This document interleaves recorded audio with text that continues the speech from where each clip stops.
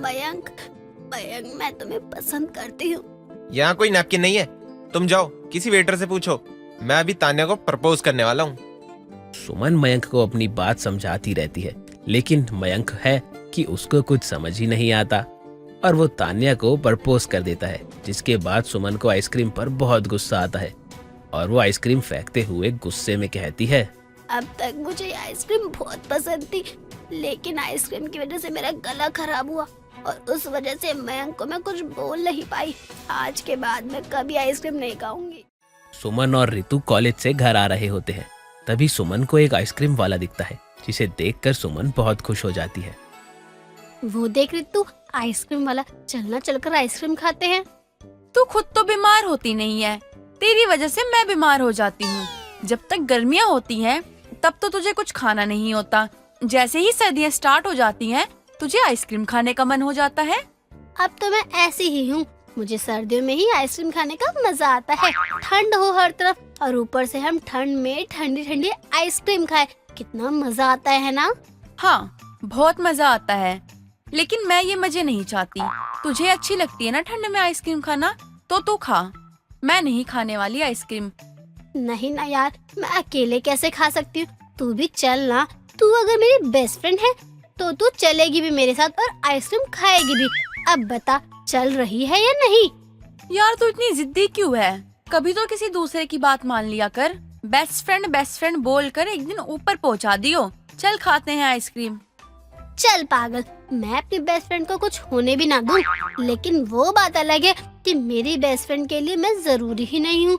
तभी तो मैंने कुछ खाने को बोला और मेरी बात ही नहीं सुनी। तेरे ना ये सब ड्रामे मुझे अच्छे नहीं लगते और मैं तुझे अच्छे से जानती हूँ। आज से नहीं बल्कि तुझे मैं बचपन से जानती हूँ। तुझे कैसे अपनी बात मनवानी है ये तुझे बहुत अच्छे से आता है। इसी बात का तो बहुत फायदा उठाती है। सुमन को ठंड में आइसक्रीम बहुत ज्यादा अच्छी लगती थी, इसलिए वो सर्दियों में आइसक्रीम जरूर खाया करती थी और सुमन की वजह से ही उसकी सहेली को भी आइसक्रीम खानी पड़ती थी। रितु आइसक्रीम तो खा लेती थी, लेकिन रितु की तबीयत खराब हो जाती है और वो कॉलेज नहीं जा पाती, जिसे देखकर सुमन रितु के घर उससे मिलने जाती है। क्या हुआ, तू कॉलेज क्यों नहीं आई? तुझे पता भी है आज कॉलेज में कितना मजा आया। पूरी क्लास मिलकर आज बाहर घूमने गई थी, सबने बहुत मजे भी किए। ना तू आइसक्रीम खाने की जिद करती ना मुझे खांसी जुकाम होता। मैंने तुझे पहले ही बताया था कि मुझे इतना मत खिलाया कर ये सब। तू तो सच में बड़ी छुई मुई है। एक आइसक्रीम खाने से तेरी इतनी ज्यादा तबीयत खराब हो गई? एक आइसक्रीम खाने से तबीयत खराब नहीं हुई है बल्कि ठंड में आइसक्रीम खाने से हुई है। ठंड में तो लोग ठंडा पानी नहीं पीते, लेकिन तूने तो आइसक्रीम खिला दी मुझे। अच्छा ठीक है, अगली बार से अगर तेरा मन हो तभी खाइयो, मैं तुझे नहीं बोलूंगी खाने को। एक आइसक्रीम क्या खिला दी, इतना कड़वा कड़वा काढ़ा पीना पड़ रहा है। अगली बार बोल मत दियो मुझे, नहीं तो कड़वा काढ़ा मैं तुझे ही पिला दूंगी, फिर बनाती रहियो मुंह। रितु और सुमन काफी अच्छे दोस्त थे, इसलिए उन दोनों का हंसी मजाक ऐसे ही चलता रहता है। ऐसे ही एक दिन सुमन कैंटीन में बैठकर आइसक्रीम खा रही होती है और रितु सूप पी रही होती है कि तभी उन दोनों का क्लासमेट मयंक वहां आ जाता है, जिसे देखकर रितु सुमन से कहती है, वो देख मयंक आ रहा है, बुलाओ उसे। तू भी अपने मन की बात बोल दियो उसे फिर। तू पागल है क्या रितु? ऐसे कैसे मन की बात बोल दूं? अभी तक तो हम इतने अच्छे दोस्त भी नहीं बने हैं और ऐसे ही मैं उसे ये बताऊं कि मैं उसे पसंद करती हूँ, अच्छा थोड़ी ना लगेगा। तू भी ना पागल है बिल्कुल। अरे जब तक बात नहीं करेगी तब तक बात आगे कैसे बढ़ेगी? मयंक मुझसे तो बहुत अच्छे से बात करता है, तू क्यों डरती है उससे? रुक, मैं उसे बुलाती हूँ। रितु मयंक को वहां बुलाती है और मयंक उन दोनों के पास आकर बैठ जाता है। आज तुम दोनों के बीच में कोई तीसरा आ गया, यानी कि मैं। नाइस। तीसरे को तो हमने खुद ही बुलाया है। वो क्या है ना, तुम अकेले खड़े थे तो हमने सोचा क्यों ना हम तुम्हें बुला लें। वैसे भी यहाँ एक सीट खाली ही थी। वैसे ये सब बात छोड़ो, मेरा बर्थडे आने वाला है, तो इस बार मैं बहुत ही अच्छी पार्टी देने जा रहा हूँ। अपनी पूरी क्लास आ रही है, इसलिए तुम दोनों को भी आना पड़ेगा। कोई बहाना नहीं चाहिए मुझे। हाँ हाँ बिल्कुल, हम जरूर आएंगे। वैसे कब है तुम्हारा बर्थडे और पार्टी कितने बजे है? संडे को ही, और हाँ नाइट पार्टी है, वो भी क्लब में। बहुत मजा आने वाला है। क्या नाइट में पार्टी है, वो भी क्लब में? यार ये तो पॉसिबल नहीं है। अरे नहीं, बिल्कुल पॉसिबल है। रितु समझना, मयंक तुम चिंता मत करो, हम दोनों आएंगे। सुमन रितु को कुछ बोलने नहीं देती और मयंक की बातों का जवाब हाँ में दे देती है। सुमन रोज ही बहुत ज्यादा आइसक्रीम खाती रहती है। एक दिन में काफी सारी आइसक्रीम खाने की वजह से शनिवार की रात मयंक के बर्थडे से एक दिन पहले ही सुमन को बहुत ज्यादा जुकाम हो जाता है और उसका गला बैठ जाता है। कल मयंक का बर्थडे है और आज ही मेरा गला खराब होना था, ऊपर से बार बार नाक भी बह रही है। बस कल तक मैं ठीक हो जाऊं।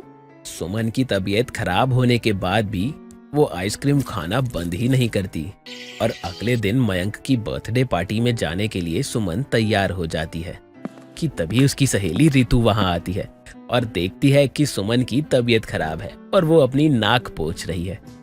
क्या हुआ सुमन, तेरी तबीयत ठीक नहीं है क्या? जुकाम हो रखा है।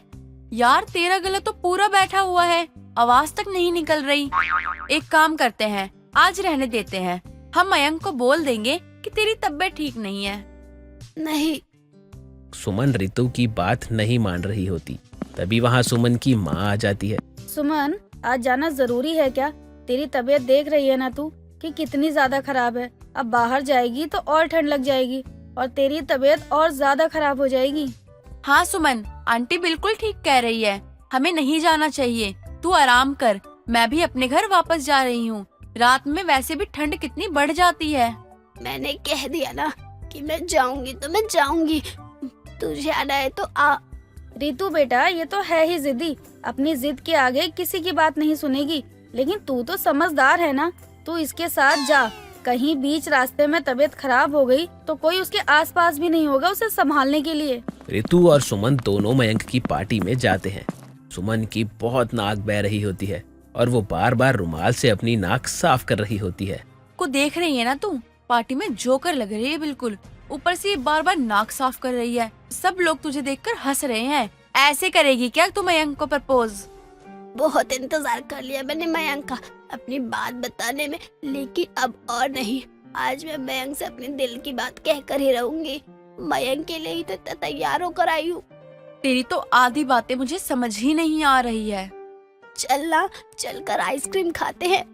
जुकाम में तेरा दिमाग भी नहीं चलता क्या? तेरा गला खराब हो रखा है, इतना ज्यादा जुकाम हो रखा है और अब भी तुझे आइसक्रीम खानी है? पागल है क्या तू? चलना, चलते हैं। सुमन इतना खराब गला होते हुए भी रितु के साथ जाकर पार्टी में आइसक्रीम खाने लगती है।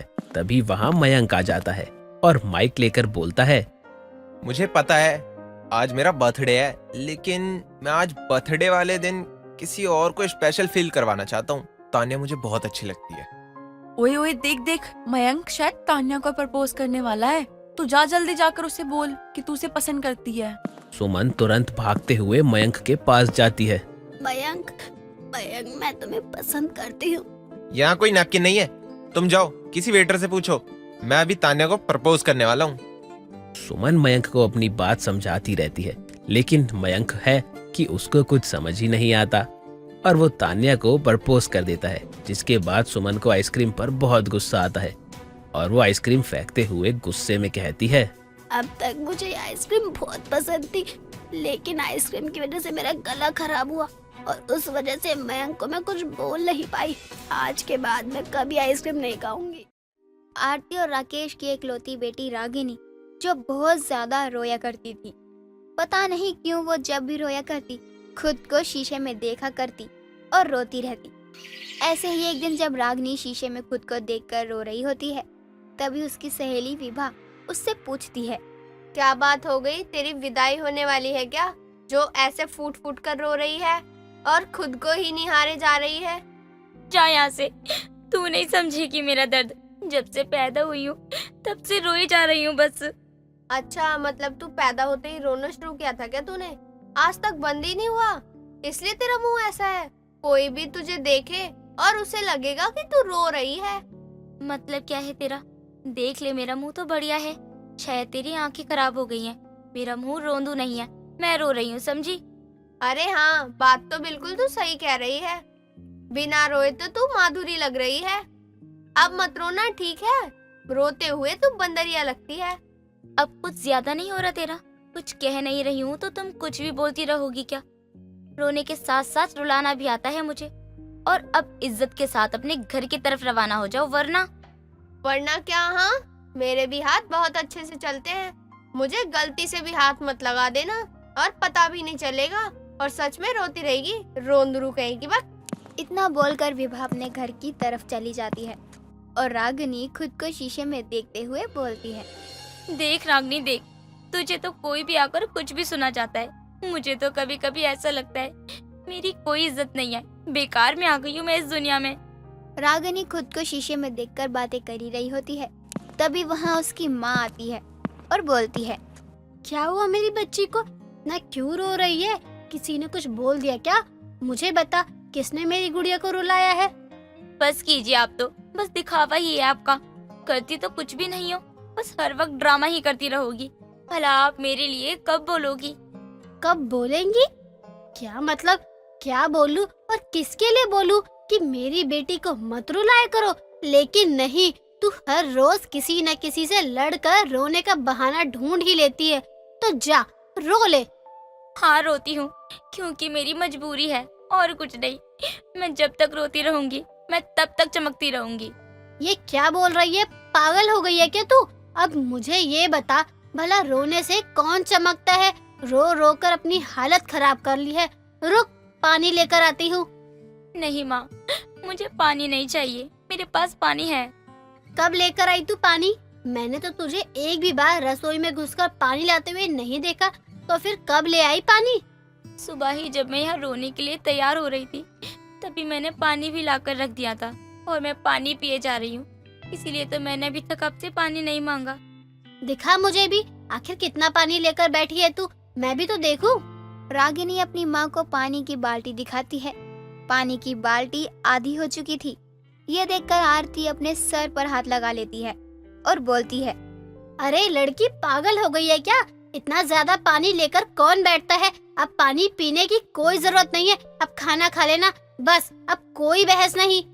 क्यों माँ, पानी तो जीवन है और आप जीवन से मुझे मुंह फेरने को कह रही हैं। क्या बात है माँ, आपको तो पता है ना माँ, पानी ही बचेगा हमारे पास पीने को, इसीलिए अभी से इसकी कदर कर लो। बस कर नौटंकी, कभी तो हमारी तरह जिंदगी बिता कर देख। रोती रहेगी जब देखो, पानी पीती रहती है, रोती रहती है। रोने से तेरे सर में दर्द नहीं होता क्या? नहीं माँ, सिर में दर्द क्यों होगा? आपको पता है, रोते रहने से हमारे चेहरे में कोई दाग धब्बे नहीं आते, झाइयाँ भी नहीं आती। ये सब कुछ नहीं होता, इसलिए तो मैं रोती रहती हूँ। अरे ये सारी गलत बातें तुम्हारे दिमाग में डालता कौन है? ये सब निकाल दे, वरना रोते रोते तेरी आंखों की टंकी से पानी सूख जाएगा। नहीं माँ, मेरी आंखों से पानी की टंकी कभी खाली नहीं हो सकती है, क्योंकि मैं दिन भर पानी पीकर रोती हूँ, इसीलिए मेरी टंकी कभी खाली नहीं हो सकती है। हे भगवान, इस लड़की के पास हर बात का जवाब और तरीका होता है। अब ऐसे कब तक करती रहेगी बेटी? कभी तो छोड़ना पड़ेगा। तेरी शादी हो जाएगी तो ये सब तेरी सास नहीं करने देगी। रागिनी अपनी माँ की बात को अनदेखा करते हुए पानी पीती है और फिर से रोने लगती है। ऐसे ही दिन गुजरते जाते हैं, लेकिन गुजरते दिन के साथ रागिनी जरा सी भी नहीं बदलती। ऐसे ही एक दिन जब रागिनी पानी पी रही होती है, तभी उनके घर मालिनी नाम की एक औरत आती है और बोलती है, अरे बाप रे बाप, इतना पानी कौन पीता है? अगर तुम्हारी तरह मैं भी इतना पानी पीने लगी, मेरा पेट तो फट ही जाएगा। बाप रे। अरे आंटी, ये मेरा रोज का काम है, इसीलिए मैं इतना पानी आराम से पी जाती हूँ। वैसे भी ज्यादा पानी पीने से हमारा चेहरा बहुत ग्लो करता है। हाँ, मुझे मालूम है, ज्यादा पानी पीने से चेहरा क्लियर होता है। वैसे बेटी, क्या ये आरती जी का घर है? जी हाँ, ये मेरी माँ का ही घर है। आइए ना अंदर, मैं अभी माँ को बुलाती।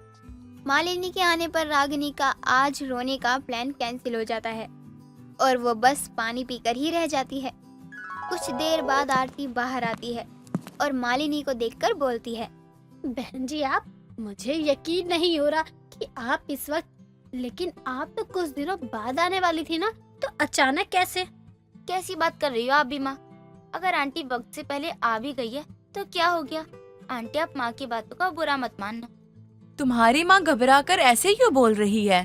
वैसे बहुत प्यारी बातें करती हो तुम, और तुम्हारी माँ मेरे आने से घबरा क्यों गई? अगर मुझे पता होता तो मैं माँ को ऐसा क्यों बोलती। मुझे कुछ भी नहीं पता, अब आप ही बता दीजिए। पागल लड़की, ये तुम्हें देखने आए हैं, मतलब तुम्हें अपने घर की बहू बनाना चाहते हैं। अब मैं अभी आती हूँ, आप लोग बातें कीजिए। रागिनी इतना बोलकर वहाँ से चली जाती है और तभी आरती और मालिनी हंसने लगती हैं। तभी मालिनी बोलती है, शायद शर्मा गई। सच में बहन जी, आपकी बेटी बहुत ही प्यारी है। मुझे तो बहुत पसंद है आपकी बेटी। अब तो रागिनी के हाँ का ही इंतजार है। लेकिन बहन जी, आपका बेटा भी अगर रागिनी को देखकर पसंद कर लेता तो अच्छा होता। ऐसे सिर्फ एक ही पसंद से शादी करना। आपको क्या लगता है मैं यहाँ अपनी खुशी से आई हूँ? नहीं, मुझे यहाँ मेरे बेटे ने भेजा है, क्योंकि वो रागिनी को बहुत पहले से ही पसंद करता है। इसलिए अब तो आपको कोई आपत्ति नहीं होनी चाहिए। लेकिन बहन जी, आपको मेरी बेटी के बारे में सब कुछ मालूम तो है ना? वो क्या है ना, बाद में कोई कुछ बोले तो अच्छा नहीं लगता है। आप चिंता मत करो, मेरे बेटे को रागिनी के बारे में सब कुछ मालूम है। और मुझे तो ये जानकर हैरानी हुई कि आपकी बेटी अपने चेहरे के ग्लो के लिए इतना कुछ करती है। ये बात अच्छी बात है। पानी भर भर के पीती है। अब शायद मैं भी उससे कुछ सीख लूं। चलो अच्छा हुआ, इनको सब कुछ पता है। मुझे अब कोई चिंता नहीं इस पागल की। इनको रोने वाली बात पता है या नहीं? अब क्या सोच रही हो? अब तो जल्दी से दोनों की शादी करवा देनी चाहिए। चट मंगनी पट ब्याह हो जाएगा। मालिनी और आरती दोनों बहुत खुश थे। ऐसे ही कुछ दिनों में रागिनी और अरुण की सगाई हो जाती है और देखते ही देखते शादी भी। रागिनी अपने ससुराल जाती है और उसकी सास अगली सुबह की तैयारियों के बारे में उसको अच्छे से समझा देती है। अगली सुबह रागिनी रोती है, तभी डरकर अरुण उससे बोलता है, अरे क्या हो गया तुम्हें? तुम रो क्यों रही हो? माँ ने कुछ कहा है क्या या फिर डांटा है? बताओ। अच्छा एक काम करो, मत बताओ, चुप तो हो जाओ। अरे रो मत। अरे क्यों रो रही हो? नहीं, मैं कई दिनों से रोई नहीं हूँ, मुझे मत रोको, रोने दो मुझे। मैं एक काम करता हूँ, मैं कमरे से बाहर चला जाता हूँ। तुम्हें जितना रोना है तुम रो लेना, कोई तुम्हें नहीं रोकेगा। मैं जा रहा हूँ। अरुण अपने कमरे से निकल ही रहा होता है, तभी वहाँ मालिनी आती है और अरुण से पूछती है, क्या हुआ? बहू को क्यों रुला रहा है? बहू तू मत रो, मैं हूँ ना, मुझे बता। अरुण को मैं सबक सिखाती हूँ अभी। नहीं माँ जी, अरुण जी ने कुछ भी नहीं किया। तो तू रो क्यों रही है पागल? माँ जी, मैं दिन भर पानी पीकर रोती हूँ क्योंकि मेरे चेहरे में ग्लो आ जाएगा। आप भी किया करो। रागिनी की बात सुनकर उसके ससुराल वाले हैरान हो जाते हैं और अब रागिनी के साथ उसकी सास भी रोती है। लेकिन मालिनी अपनी किस्मत पर और रागिनी अपने ग्लो के लिए। दीपक और अजीत बहुत ही अच्छे दोस्त थे। हमेशा दोनों एक साथ रहा करते और एक दूसरे का सुख दुख बांटते थे। दीपक बहुत ही अमीर घर का लड़का था, लेकिन पैसों के सिवा उसके पास और कुछ नहीं था। उसके माँ बाप के मरने के बाद उसे उसकी चाची माधुरी ने ही पाला था, लेकिन उसका दोस्त दीपक को कभी भी अपनी चाची के पास नहीं जाने देता है। हमेशा उसे उनके खिलाफ भड़काता रहता। एक दिन दीपक अपने कमरे में आराम कर रहा था, तभी अजीत वहाँ आता है। क्या हुआ दोस्त, अभी तक सो रहे हो? घूमने नहीं चलना क्या? मैं तो तैयार होके आ गया। दोस्त, वो मेरी कल रात में बहुत ज्यादा तबीयत खराब हो गई थी, इसलिए चाची जी ने कहा कि मत जाओ, तो मैं रुक गया। अगर मैं कहीं गया तो मुझे बहुत सुनना पड़ेगा। भाई तू अपनी चाची से इतना डरता क्यों है? वो तुझे हमेशा अपनी उंगलियों पे घुमाती ही रहती है। इस दुनिया में माँ बाप के अलावा अपने बच्चों को कोई प्यार ही नहीं कर सकता। लेकिन वो तो मुझे बहुत प्यार जताती हैं। अगर मुझे कुछ भी हो जाता है तो वो सबसे पहले परेशान हो जाती हैं। भाई तू उनके दिखावे में मत आ। ये सब उनका एक नाटक है और कुछ नहीं।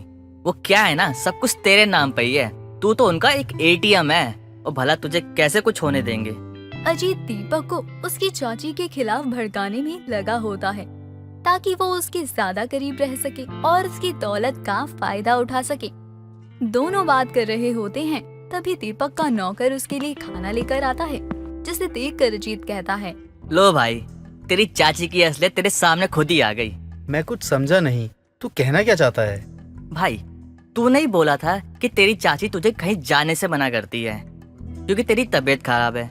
अगर सच में तेरी चाची को फिक्र होती तो वो खुद खाना लेकर आती, ना कि तेरे नौकर से भिजवाती। तू सही कह रहा है भाई। तू रुक, मैं अभी तेरे साथ चलता हूँ। मुझे नहीं सुननी है किसी की बात। दीपक, कहाँ जा रहे हो तुम? अपने इस नालायक दोस्त के साथ? तुम्हें कितनी बार बोला है कि इससे दूर रहो, लेकिन तुम हो कि मेरी बात नहीं सुनते हो। मैं तुमसे ही बात कर रही हूँ, तुम मेरी बातों का जवाब क्यों नहीं दे रहे हो? क्योंकि मैं आपकी बातों का जवाब देना जरूरी नहीं समझता हूँ। तुम्हें अपने से बड़ों से बात करने की जरा भी तमीज नहीं रही। अभी इस समय इसका साथ छोड़ दो, वरना ये तुम्हें बर्बाद कर देगा। जब से तुम इससे मिले हो, गलत रास्ते पे ही चलते जा रहे हो। नहीं चाची जी, बल्कि जब से ये मिला है मुझे जीने की वजह मिल गई है, वरना इस दुनिया में मेरा कौन ही था। दीपक अजीत के साथ वहाँ से चला जाता है और उसे बियर बार के सामने रोकता है।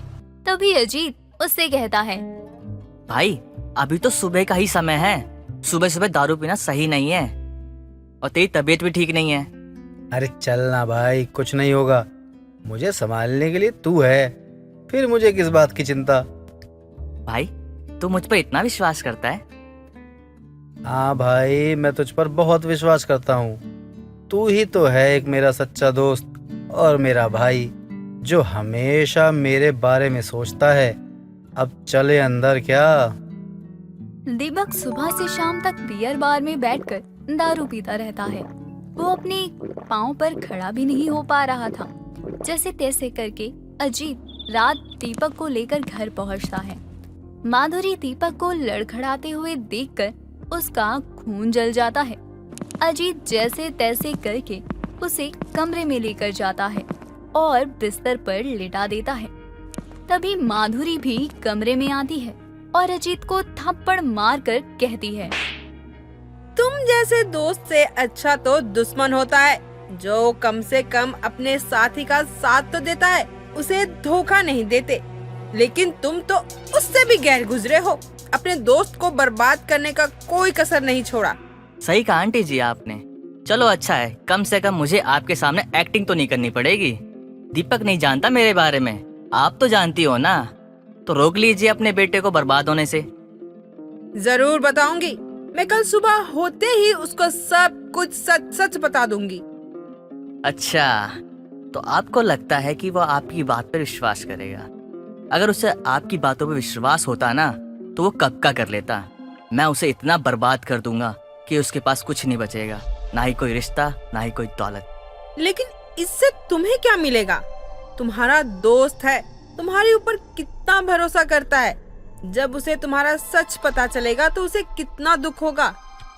मुझे कोई फर्क नहीं पड़ता उसके दुख तकलीफ में, मुझे तो बस उसकी दौलत से मतलब है, जो कि जल्द ही मैं अपने नाम करवा लूंगा। अजीत इतना कहकर वहाँ से चला जाता है। समय बीतता है। तभी एक दिन दीपक और अजीत कुछ लड़कियों का पीछा कर रहे होते हैं। तभी अजीत भागकर उनके पास जाता है और उन्हें टच करने की कोशिश करता है। तभी एक लड़की उसे जोर से थप्पड़ मारती है। तुम्हें समझ नहीं आता कि मैं तुमसे बात नहीं करना चाहती हूँ, तो फिर क्यों तुम मेरे पीछे पड़े हो? लेकिन मैं तो तुमसे बात करना चाहता हूँ ना, मुझे तुम पसंद हो बस। अरे लेकिन तुम मुझे ना बिल्कुल भी पसंद नहीं हो, मुझसे दूर रहो। नहीं रहूंगा। क्या कर लोगे तुम? तुम्हें पता है मेरा दोस्त कितना अमीर है। अच्छा, तो तुम अपने दोस्त के पैसे पर उछल रहे हो, तुम्हें तो मैं अभी बताती हूँ। लड़की की नजर दूर खड़े पुलिस वाले पर जाती है।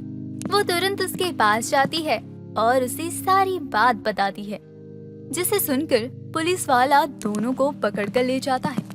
थोड़ी देर बाद माधुरी पुलिस स्टेशन पहुंचती है और दीपक को जेल में बैठा देखकर उसके पास जाती है।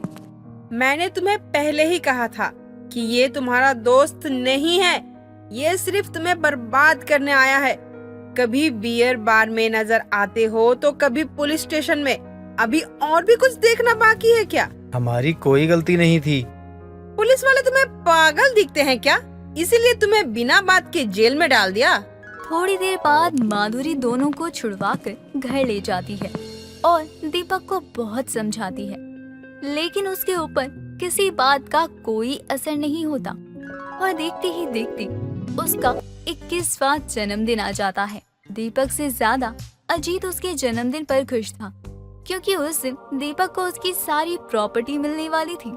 लेकिन माधुरी अजीत के इरादों से वाकिफ थी, जिसके चलते वो प्रॉपर्टी उसके नाम करने से मना कर देती है। दीपक गुस्से में कहता है, चाची जी, अब मैं अपनी प्रॉपर्टी को संभालने के लायक हो गया हूँ और बालिग भी हूँ, फिर आप मेरी प्रॉपर्टी मेरे नाम क्यों नहीं कर रही हैं? अगर मैंने इसे बोला कि इसका दोस्त सिर्फ इसके पैसों के पीछे है तो ये यकीन नहीं करेगा। इससे अच्छा मैं इसकी नजर में ही लालची ही बनी रहूं। बोलिए ना चाची जी, चुप क्यों हैं आप? क्योंकि मुझे नहीं लगता है कि तुम अभी इसके काबिल हो। जिस दिन मुझे लगेगा मैं उस दिन खुद तुम्हारी सारी प्रॉपर्टी दे दूंगी। तब तक 1 रुपया भी खर्च करने से पहले तुम्हें मुझसे इजाजत लेनी पड़ेगी। दीपक गुस्से में घर से बाहर चला जाता है। दीपक को अपने दोस्त के साथ बर्बाद होते देखकर वो उस पर और सख्ती करने लगती है। वहीं दूसरी तरफ अजीत दीपक और उसकी चाची के बीच होने वाली दूरियों का फायदा उठाकर उसे हमेशा भड़काता रहता है। एक दिन दीपक नशे की हालत में घर आता है और जबरदस्ती पेपर साइन करवाने के चक्कर में माधुरी का सर जाकर एक कांच के टेबल से टकराता है और उसकी मौत हो जाती है। नशे में होने के कारण दीपक भी बेहोश हो जाता है। सुबह जब उसकी आंख खुलती है तो पुलिस उसके सामने होती है और उसकी चाची की लाश जमीन पर। वो पुलिस वाले को कहता है, ये सब क्या हो गया? चाची जी को किसने मारा? खुद ही अपनी चाची को मारकर बोल रहे हो किसने मारा? तुमने मारा है और हम तुम्हें यहाँ गिरफ्तार करने आए हैं। मुझे कुछ याद नहीं है, मैंने किसी को नहीं मारा। क्या सबूत है तुम्हारे पास? याद भी कैसे होगा तुम्हें? तुम नशे की हालत में जो थे और तुम भूल गए कि तुम्हारे घर में कैमरे लगे हुए हैं जिसमें सब कुछ रिकॉर्ड हो चुका है। अब तुम्हें कोई नहीं बचा सकता। दीपक के पास अपने बचाव में कहने के लिए कुछ नहीं था। इस तरह से अपने दोस्तों की बातों में आकर उसकी पूरी जिंदगी बर्बाद हो जाती है। उसके सर से माँ जैसी चाची का हाथ भी उठ जाता है और आगे की जिंदगी उसे जेल में गुजारनी पड़ती है। विक्की अपनी पत्नी सोनिया से बहुत प्यार करता था। अपनी बीवी के लिए करना तो बहुत कुछ चाहता था, लेकिन जॉब ना होने की वजह से वो अपने मन से कुछ कर नहीं पाता था। ऐसे ही एक दिन विक्की अपनी बीवी को ऑफिस खाना देकर घर वापस आता है। तभी सोनिया की सहेली उससे कहती है, यार मैं और तू कितने सालों से एक दूसरे को जानते हैं, लेकिन तू कैसे सब कुछ संभालती है? बिना जॉब वाला पति, घर के खर्च, गुस्सा नहीं आता तुझे? नहीं, मुझे गुस्सा नहीं आता, क्योंकि तुझे पता है मैंने अपने पति को कैसे पाया है। वैसे भी तू तो जानती है कि विक्की मुझसे कितना प्यार करता है। हाँ हाँ, सब जानती हूँ। मुझे ये बता, प्यार से तुम दोनों का पेट भर जाता है जो विक्की को काम भी नहीं करने देती है कहीं पर? मैंने उसे कभी नहीं कहा कि वो कोई जॉब ना करे। मैं तो चाहती हूँ कि वो भी काम करे और हम दोनों को आसान हो घर चलाने में। अगर वो खुद नहीं करता तो मैं क्या करूँ बता? छोड़ क्यों नहीं देती अपने सो कॉल्ड हस्बैंड को? मैं तेरी जगह होती ना तो कब का उस बेकार से इंसान को छोड़कर अलग हो जाती। मैं बहुत प्यार करती हूँ विक्की से, इसलिए मैं उसे छोड़ नहीं सकती। छोड़ना अब क्या मेरे पति की बुराई कर रही है? मुझे समझ नहीं आता, आखिर तेरी क्या दुश्मनी है मेरे पति के साथ? जब भी उन्हें देखती है बस बुराई ही करती है। ऋषिका जब जब विक्की को देखती तभी वो सोनिया को भड़काने लग जाती। आपको बता दूं, ऋषिका और सोनिया ने एक साथ कॉलेज पास किया था और जिस टाइम विक्की ने सोनिया को प्रपोज किया था, ऋषिका भी विक्की को प्रपोज करना चाहती थी। बस इसी बात के लिए ऋषिका सोनिया से बहुत जलती थी। कुछ दिनों बाद विक्की सोनिया से कहता है, मैं कुछ पूछना चाहता हूँ, तुम मुझे साफ साफ जवाब देना। देखो, मुझे बुरा नहीं लगेगा, लेकिन मुझे साफ साफ जवाब चाहिए। अरे हाँ, पूछो ना जो पूछना है। वैसे भी अगर तुम मुझसे सवाल नहीं करोगे तो और किससे करोगे? पूछो, मैं तुम्हें सच बताऊंगी। देखो, मैं जानता हूँ कि तुम्हारी सहेली मुझसे बहुत नफरत करती है, लेकिन मुझे बस चिंता इस बात की खाई जा रही है कि आखिर वो मुझसे इतनी नफरत करती क्यों है। मुझे पूरी तरह से ये बात बता दो तुम। ऐसा कुछ नहीं है, बस वो मेरा भला चाहती है, इसलिए तुम्हारी बुराई करती है कि तुम कोई काम नहीं करते ना, इसलिए। तो क्या हुआ, तुम तो काम कर रही हो ना। अगर मैं कोई काम नहीं कर रहा हूँ तो तुम्हारी सहेली को इतनी जलन क्यों हो रही है? ऐसा करो, तुम कल ऑफिस आकर ना उससे खुद ही पूछ लो कि वो क्यों तुमसे इतना नफरत करती है। आखिर क्या बात है नफरत की, तुम ना कल उससे ही पूछ लेना। अब मुझे कैसे पता होगा किसके मन में क्या चल रहा है। सोनिया की बात सुनकर विक्की अगले दिन ऋषिका को ऑफिस के बाहर ही उसका रास्ता रोकते हुए उससे सवाल करता है। तभी ऋषिका बोलती है, मुझे तुमसे कोई बात नहीं करनी, हट जाओ मेरे सामने से, वरना मैं तुम्हारी बीबी को सब बता दूंगी। उसी ने मुझे भेजा तुमसे बात करने के लिए, वरना मेरी इतनी हिम्मत नहीं है कि मैं तुमसे आकर डायरेक्ट बात कर सकूं। छी, अपनी बीबी से कितना डरते हो तुम। मुझे नहीं लगता था कि तुम अपनी बीबी से इतना डरोगे। मैं तो तुम्हें बहुत हिम्मत वाला समझती थी।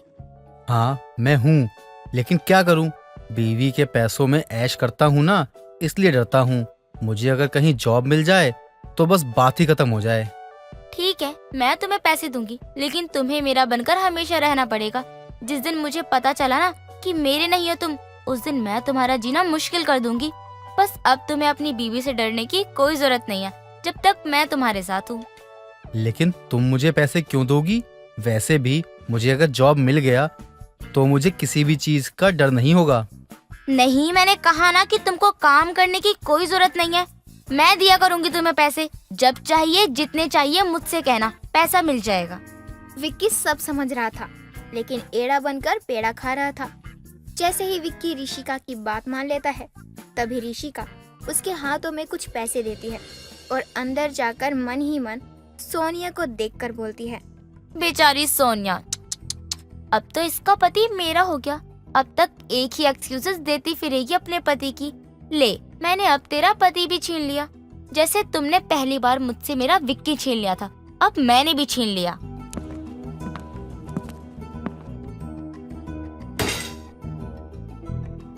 क्या बात है ऋषिका, कब से आवाज लगा रही हूँ और तू है कि तब से मुस्कुराए जा रही है। तेरे कान तक आवाज नहीं आ रही थी क्या? हद है। क्या हुआ, कोई बात हो गई क्या घर में? मेरी मदद चाहिए तो बता देना मुझे। आज मेरे पति तुझसे मिलने आने वाले थे। मिले क्या तुझसे? क्या बोला उन्होंने? देख, मैं एक बात कहूँ, प्लीज मेरे पति की बातों का ना बुरा मत मानना। अरे कोई बात नहीं, वैसे अपने पति को तूने बहुत डरा रखा है। बहुत बढ़िया, काश ऐसा पति मुझे भी मिल जाता तो मैं भी उससे बहुत प्यार करती। अरे क्या बात है, ऐसा क्या जादू कर दिया मेरे पति ने तेरे ऊपर? कल तक तो मेरे पति के नाम से इतना भड़क जाती थी कि तेरे सामने अपने पति का नाम भी नहीं ले सकती थी, और आज तो इतनी तारीफ कर रही है कि तुम्हें भी विक्की जैसा पति चाहिए। क्योंकि अब तेरा विक्की मेरा होने वाला है। अरे बस अच्छा, तेरा पति बहुत अच्छा है, इसीलिए मैंने ऐसा बोला। ऋषिका अपनी सहेली से इतना जलती थी कि वो उसका पति ही छीन लेना चाहती थी।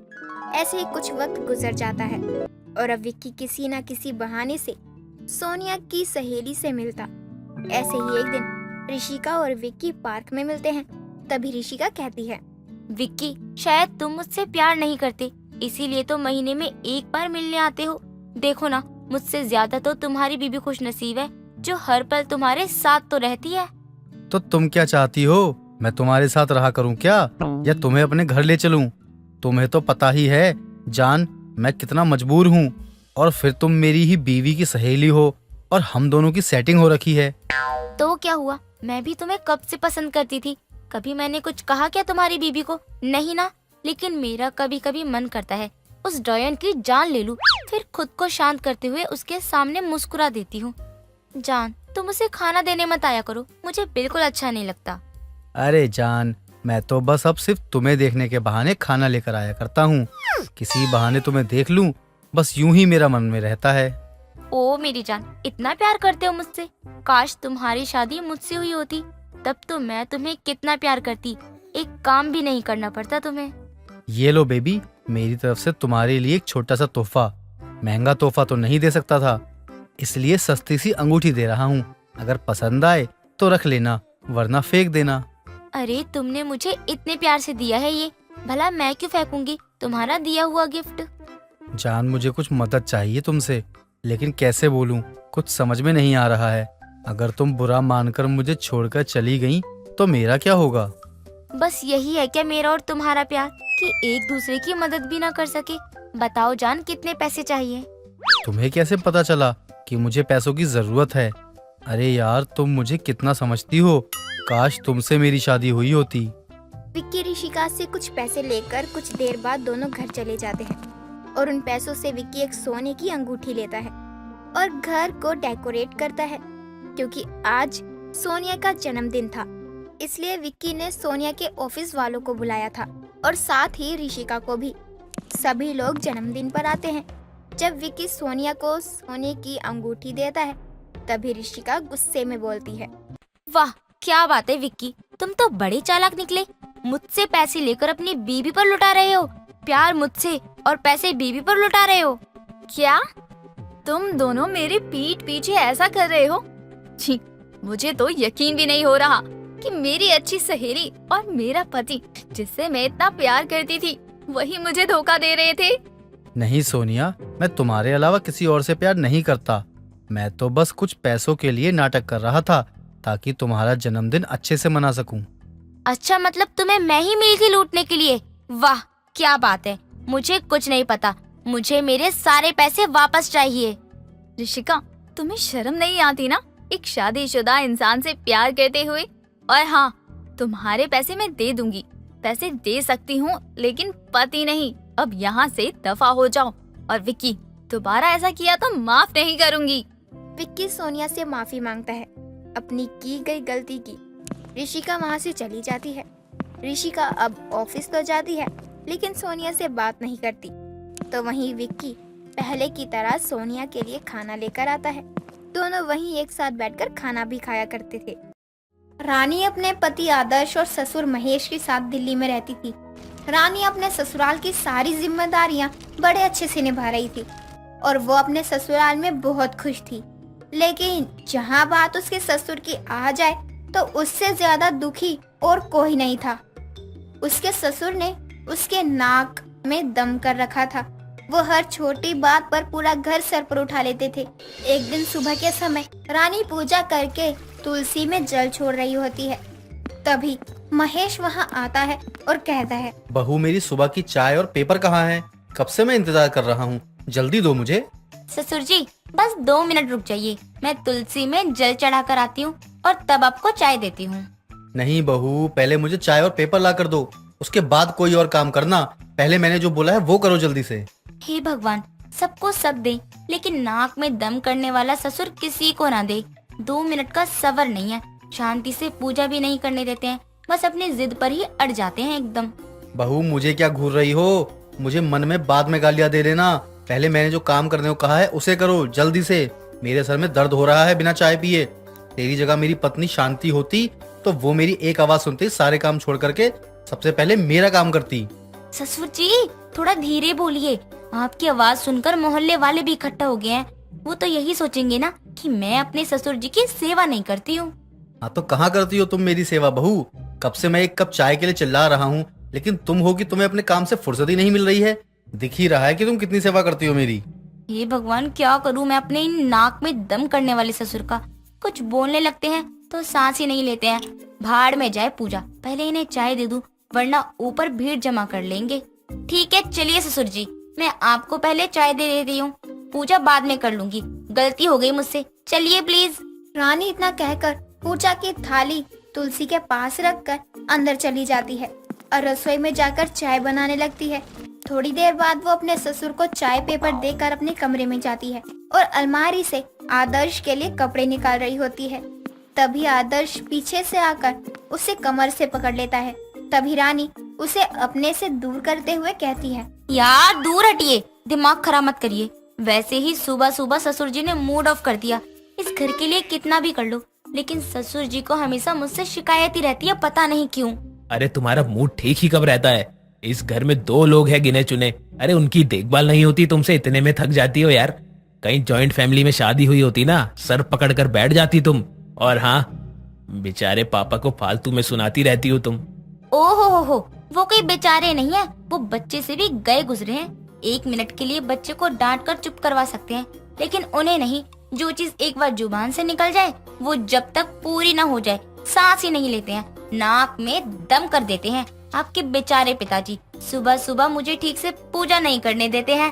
पेपर दो, चाय दो, बस यही रट लगा रखी है।